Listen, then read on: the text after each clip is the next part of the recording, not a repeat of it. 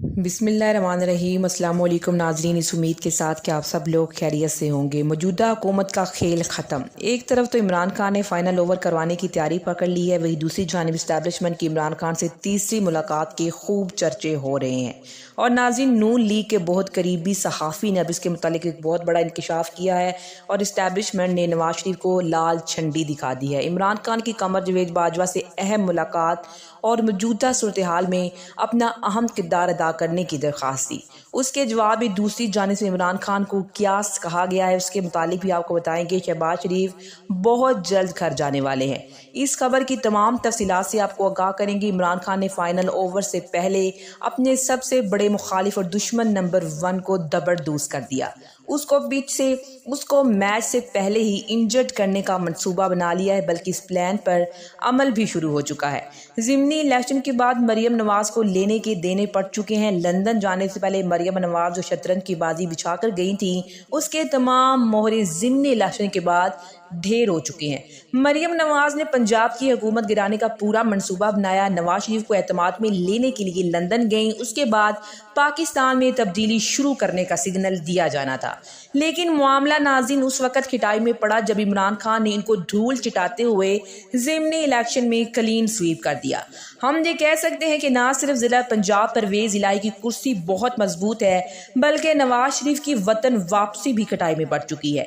नाज़रीन, इन दोनों बातों का आपस में क्या लिंक है? जबकि दूसरी जानिब MQM की हुकूमत छोड़ने की धमकियों के बाद मिन्नत समाजत के लिए वज़ीर-ए-आज़म शहबाज शरीफ ने बुलाया। वज़ीर-ए-आज़म शहबाज शरीफ ने MQM के मुतालिबात पर अमल दरामद करने के बजाय सिर्फ यकीन दहानी और तसल्लियों का लॉलीपॉप देकर MQM को चुप करवाने की कोशिश की, लेकिन MQM अपनी हत्या से उखड़ चुकी है। इसने हुकूमत छोड़ने का दबंग फैसला किया। अब MQM ने इमरान खान के पांव पकड़ लिए हैं, उनकी मिन्नत समाजिश शुरू कर दी है। वो दोबारा इत्तेहाद करने के लिए तैयार है, लेकिन अब की बार इमरान खान उनके दाम में फंसने वाले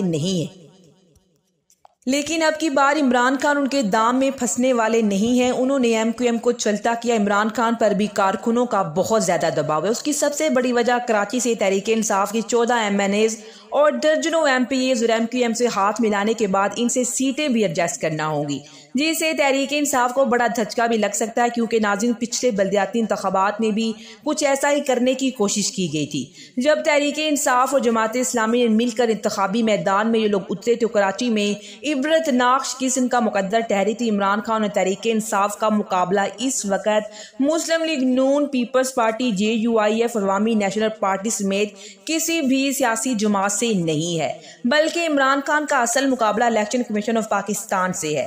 इमरान खान ने भानुमती के इस कुंबे को इस तरह पटक पटक कर धोया है कि ये लोग इंतखाबी मैदान में इमरान खान का मुकाबला करने के काबिल नहीं रहे।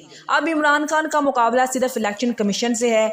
कप्तान ने इलेक्शन कमीशन का भी बंदोबस्त कर लिया है। इमरान खान ने सिकंदर सुल्तान राजा के खिलाफ सुप्रीम जुडिशल काउंसिल में रेफरेंस दायर कर दिया है। आइन के आर्टिकल 209 के तहत दायर किए गए इस रेफरेंस में मौक़िफ़ इख्तियार किया गया है कि सिकंदर सुल्तान राजा हल्फ और क़वायद और ज़वाबित की खिलाफ वर्जी करते हैं। तहरीक इंसाफ अरकान असम्बली के इस्तीफ़ों के मामले पर जानिबदाराना रवैया इख्तियार किया। चीफ इलेक्शन कमीशन का रवैया सवालिया निशान है, लिहाजा इनको ओहदे से फौरन हटाया जाए। जब भी तहरीक इंसाफ इलेक्शन कमीशन के किरदार पर नाज़रीन अपना मौक़िफ़ इख्तियार करती है तो अजीबो गरीब मंतक और जवाब खड़ा जाता है दूसरी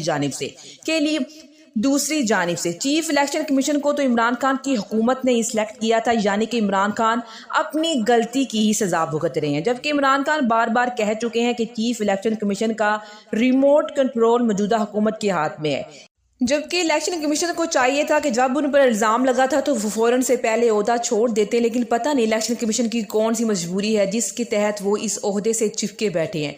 जबकि ये भी मुमकिन हो सकता है कि उनके ऊपर मौजूदा हुकूमत का दबाव हो, उनके नाम निहाद आका उनको ऐसा करने से रोक रहे, क्योंकि जाहिर सी बात है मौजूदा हुकूमत अपने अहम मोहरे को खोना नहीं चाहेगी।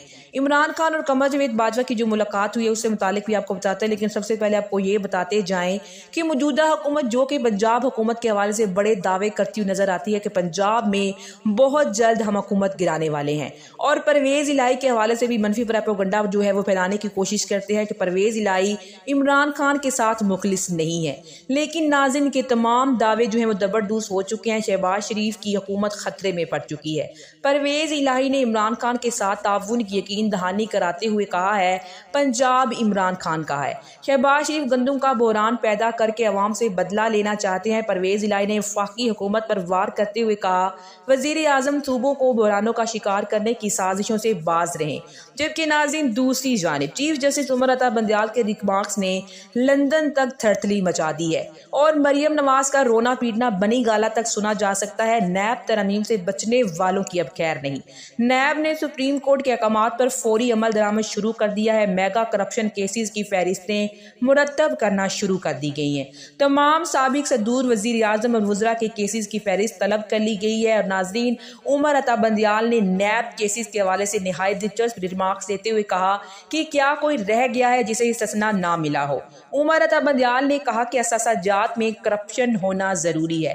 پی ڈی ایم کے دل کے ارمان آنسو میں بہہ چکی، اور مریم نواز جو کہ یہ خواب سجا کر لندن گئی تھیں کہ نواز شریف کو وطن واپس لے کر آئیں گی اور پنجاب کو فتح کریں گی، لیکن ناظرین یہ تمام معاملات کھٹائی میں پڑ چکے ہیں۔ اور دوسری جانب عمران خان اور قمر جاوید باجوہ کی جو ملاقات ہوئی ہے، اس کے حوالے سے ملامتی صحافیوں کے ٹولے نے بہت سے ٹویٹ کیے کہ ان کی کوئی ڈیل نہیں ہوئی، کچھ بھی نہیں ہوا۔